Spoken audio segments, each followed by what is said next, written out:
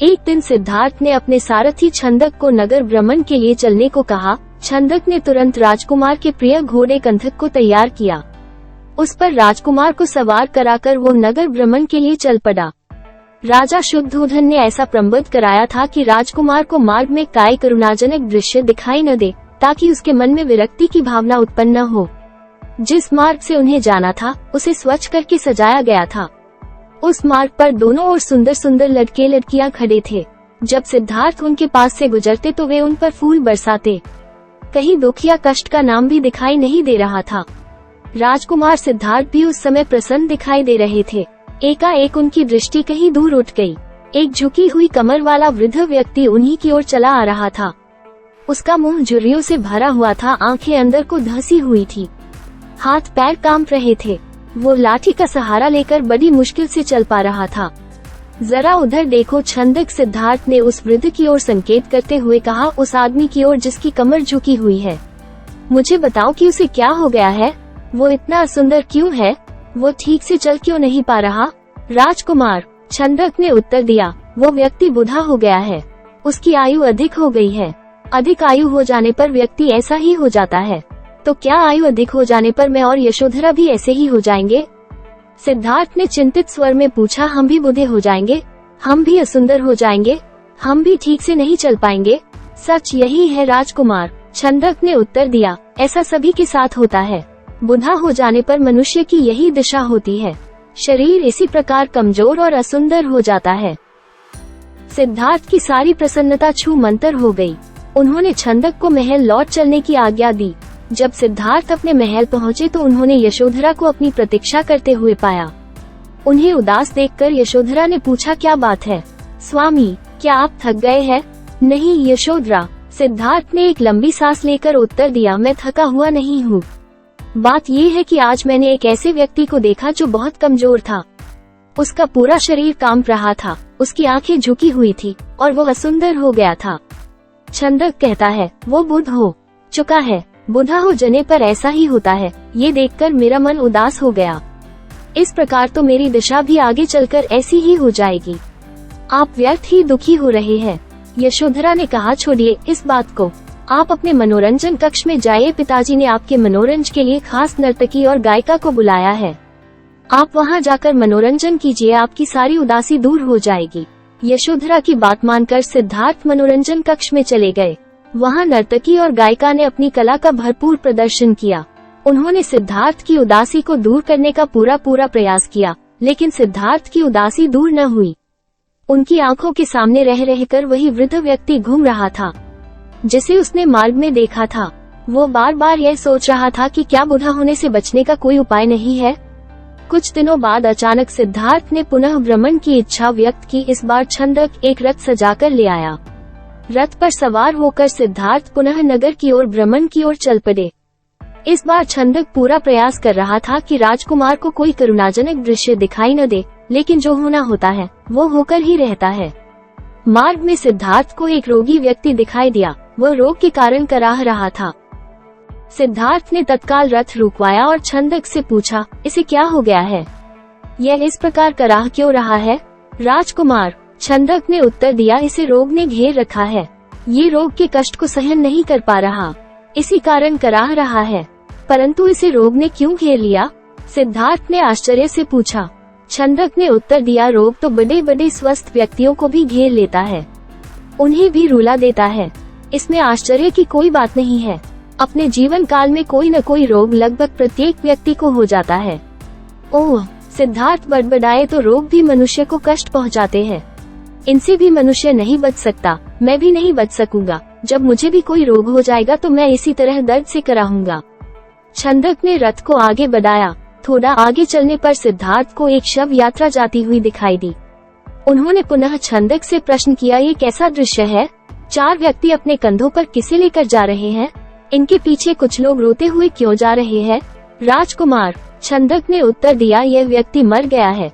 ये चारों इसके संबंधी है। ये इसके शव को उठाकर शमशान में ले जा रहे हैं। जो पीछे पीछे रोते हुए जा रहे हैं वे इसके कुटुंब के लोग हैं।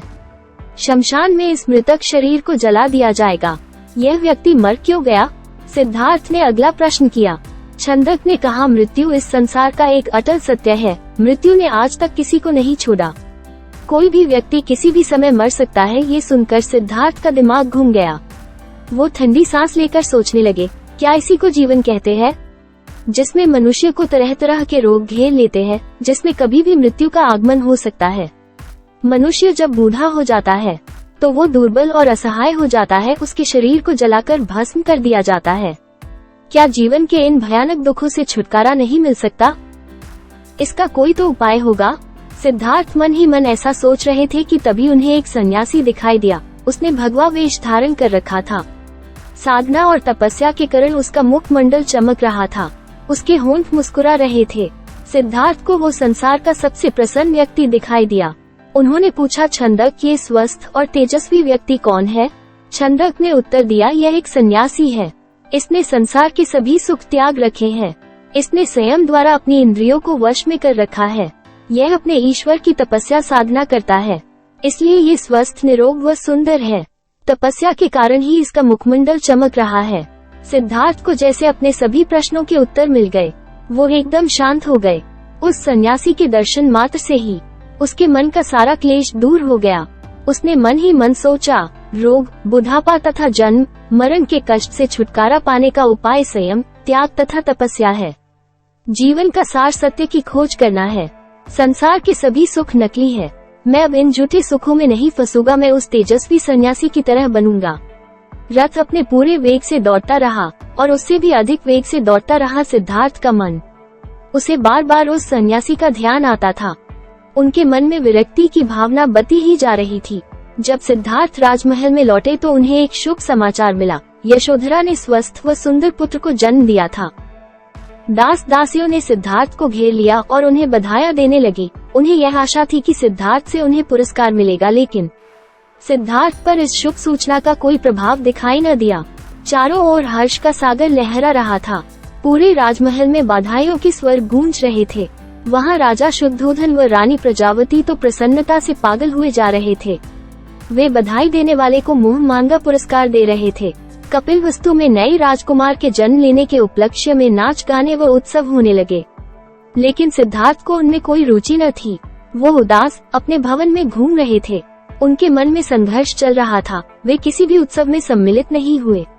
अपने नवजात पुत्र से भी मिलकर सिद्धार्थ को प्रसन्नता न हुई।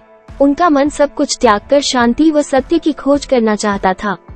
एक रात आषाढ़ की पूर्णिमा का चंद्रमा पृथ्वी पर अपनी शीतल चांदनी बिखेर रहा था। राजभवन में यशोधरा अपने पुत्र को छाती से लिपटाए सुख की निद्रा सो रही थी। दासियां भी अपना कार्य समाप्त करके गहरी निद्रा का आनंद ले रही थी। सिद्धार्थ अपने बिस्तर से एकाएक उठ खड़े हुए और भवन से बाहर चले गए। भवन से बाहर निकलकर वह सहसा ठिठके। उनके मन में एक बार यशोधरा व राहुल को देखने की इच्छा उत्पन्न हुई। वह वापस जाने के लिए मुड़े, परंतु जिस प्रकार कोई सर्प अपनी केचुली का उतार कर उसकी ओर नहीं देखता, वैसे ही सिद्धार्थ ने भी अपने मोह को एक ही झटके से त्याग दिया। धीरे धीरे चलते हुए सिद्धार्थ वहां जा पहुँचे जहाँ उनका सारथी छंदक सो रहा था। सिद्धार्थ ने उसे जगाया। छंदक ने चौंक कर अपनी आंखें खोली व निकट बंधे कंथक घोड़े ने भी हिनहिना कर सिद्धार्थ की ओर देखा। राजकुमार, छंदक ने नम्रता से आश्चर्य से कहा, आप और यहाँ, वो भी रात के इस समय? सब कुछ ठीक तो है न? छंदक, सिद्धार्थ ने आदेश दिया, तुरंत रथ तैयार करो। मैं इसी समय राजभवन से बाहर जाना चाहता हूँ। छंदक ने ध्यानपूर्वक सिद्धार्थ की ओर देखा। वो कुछ पूछना चाहता था, परंतु पूछने का साहस न कर सका। रथ को तैयार करके वो सिद्धार्थ के निकट ले आया। सिद्धार्थ रथ पर सवार हुए तथा छंदक को नगर से बाहर वन की ओर चलने के लिए कहा। चारों ओर गहरा अंधकार था। वहाँ सन्नाटा छाया हुआ था। जंगली जीव जंतुओं की आवाजें कभी कभी सन्नाटे को भंग कर देती। वातावरण बहुत डरावना हो जाता। घने जंगल के निकट सधियोत ने छंदक को रथ रोकने का आदेश दिया। रथ रुकते ही सिद्धार्थ नीचे उतर आए। सामने ही यमुना नदी अपने पूरे वेग से बह रही थी। उस समय वे अनुप्रिय नामक स्थान के निकट खड़े थे। सिद्धार्थ ने अपनी राजसी वेशभूषा उतार दी। साथ ही उन्होंने एक एक करके अपने आभूषण भी उतार दिए। अपने वस्त्र व आभूषण उन्होंने छंदक को दे दिए तथा लौट जाने का आदेश दिया। छंदक सिद्धार्थ के पैरों में गिरकर फुट फूट कर रोने लगा। वो हाथ जोड़कर कहने लगा, यह आप क्या कर रहे हैं राजकुमार? जब आपके माताजी व पिताजी को आपके सन्यासी बन जाने की बात का पता चलेगा तो उन पर दुखों का पहाड़ टूट पड़ेगा। रानी यशोधरा पर क्या बीतेगी? आप अपना निर्णय बदल लीजिए, मेरे साथ राजमहल लौट चलिए। नहीं छंदक, सिद्धार्थ ने सुंदर व सुगंधित बालों को काटकर कहा, मैं अब नहीं लौटूंगा। मैंने सोच विचार करके ही यह निर्णय लिया है। मैं सत्य व ज्ञान का मार्ग खोजना चाहता हूँ, जिससे मानव शांति पा सके। तुम आंसू पोंछ लो और राजभवन लौट जाओ। छंदक को सिद्धार्थ की आज्ञा का पालन करना पड़ा। उसने सिद्धार्थ का चरण स्पर्श किए, उनके कीमती वस्त्रों व आभूषणों को रथ में रखा और कपिलवस्तु की ओर चल पड़ा। जिस समय छंदक राजभवन में लौटा, सुबह का प्रकाश चारों ओर फैल चुका था। राजा शुद्धोधन बाग में भ्रमण कर रहे थे। जब उन्होंने सिद्धार्थ का खाली रथ देखा तो उनके माथे पर बल पड़ गए। उन्होंने क्रोध से छंद की ओर देखा और पूछा, तुम बिना बताए सिद्धार्थ का कहाँ ले गए थे? वो इस समय कहाँ है? छंदक ने रोते हुए वो पूरी बात बता दी। फिर रथ से सिद्धार्थ के कीमती वस्त्र व आभूषण लाकर उन्हें सौंप दिए। शुद्धोधन उन वस्त्र आभूषणों को छाती से लिपटाकर फूट फूट कर रोने लगे। उन्होंने कहा, विद्वान पंडितों व ज्योतिषियों की भविष्यवाणी आज सच हो गई। मेरा बेटा संसार के सभी सुखों को ठुकराकर सन्यासी बनने चला गया। रानी प्रजावती को जब इस बात की सूचना मिली तो वो पछाड़ खाकर गिर पड़ी। जब यशोधरा तो पता चला तो वो भी इस बात को सहन न कर सकी।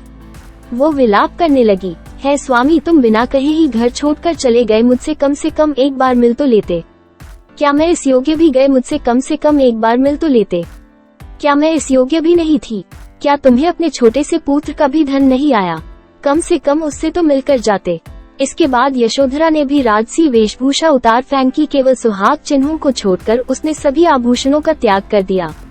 वो साधारण भोजन करती तथा पृथ्वी पर सोती। उसकी ये दशा देखकर प्रजावती बहुत दुखी होती। वो यशोधरा को छाती से लगाकर रो पड़ती और अपने स्वास्थ्य का ध्यान रखने के लिए कहती, ये तेरे खेलने खाने की आयु है बहू। वे यशोधरा से कहती, परंतु तूने तो सिद्धार्थ की तरह ही संसार के सभी सुख छोड़ दिए। क्या ये ठीक है? इस तरह रहने से क्या तुम बीमार नहीं पड़ जाओगी? तब राहुल की देखभाल कौन करेगा? माताजी यशोधरा उत्तर देती, मेरे पति अब सन्यासी बन चुके हैं। वे पृथ्वी पर शयन करेंगे तथा जंगली फूल फलों का भोजन करेंगे। ऐसे में भला राजभवन में सुख के साथ कैसे रह सकती हूँ? आप कृपया दुखी न हो, राहुल में ही इसके पिताजी की छवि को देखें, इससे आपको शांति मिलेगी। प्रजावती राहुल को छाती से लिपटाकर रो पड़ी। सिद्धार्थ के चले जाने के बाद कपिलवस्तु का हर व्यक्ति उदास हो गया। राजमहल में तो दुख का साम्राज्य ही स्थापित हो गया। ऐसे में केवल नन्हे राहुल की लिकारियां ही राजमहल में गूंजती तथा सबका मन बहलाती। धन्यवाद दोस्तों, कहानी आपको अच्छी लगी तो चैनल को लाइक और सब्सक्राइब जरूर करें।